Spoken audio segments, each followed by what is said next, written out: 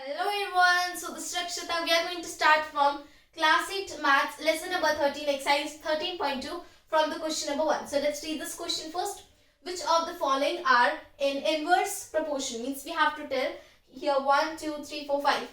5 statements are there and we have to tell which one of them are in inverse proportion. Inverse proportion means means the one thing is increasing and the other thing is decreasing. And if the other thing is increasing, so the other thing will decrease. So that is inverse proportion. So let's read the sentences. First is the number of workers on a job and the time to complete the job. Means if the number of workers are more, okay, so the time will be less. And if the number of workers are less, so the time will be more.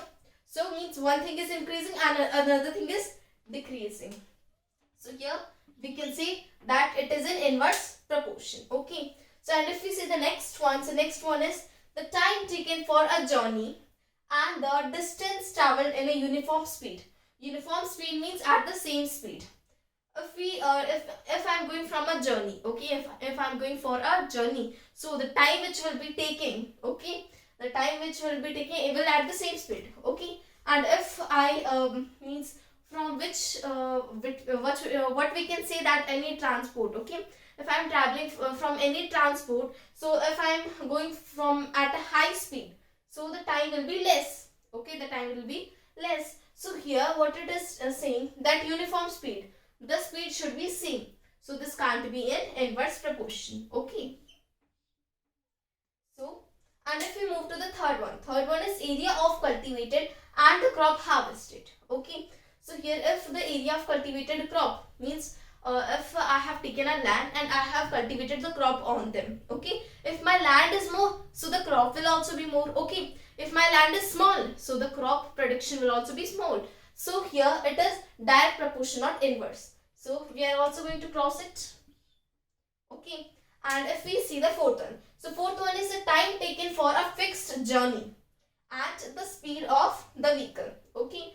Here what it is saying, if I am traveling by a vehicle, okay, if I am traveling by a vehicle and the fixed journey means the time, here the same question arises that if I just go directly, means if I have done the speed at a high, means if I just go from a high speed by traveling a vehicle, so the time will be less, okay, the time will be less. If my time when my time will be much, because when the speed will be less, okay.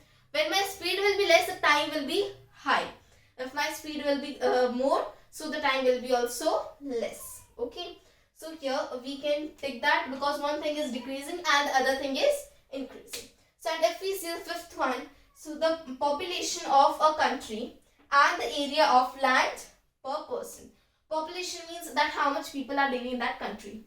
So means if one person in the population, so he or she is getting one land, okay, one area of land, okay, one area of land he is getting, okay. And the population of country, see, if the population of country will be increase, okay, so the land will also be increase, okay. And if the population will decrease, so the land means the area of the land will also be decreased. No, that will increase. Why? Because see, the population, if the population will be more, okay, if the population will be more, so the area of land will decrease, okay. But I will just give you an example. If this is a population, okay, if it is a population, so and if I just give one person, and if here see population is less, so I have to give like this, okay. So the land will be more. If the population is less, land will be more, and if the population is less, land will be more, and if the population is more, so the land will be less. So we can tick this because this is also an inverse proportion. So the answer for this will be first, fourth and fifth. So these three, second and third are not included because they are of direct proportion. So we have completed this question number 1. So thank you so much for watching this video. Let's come to question number 2.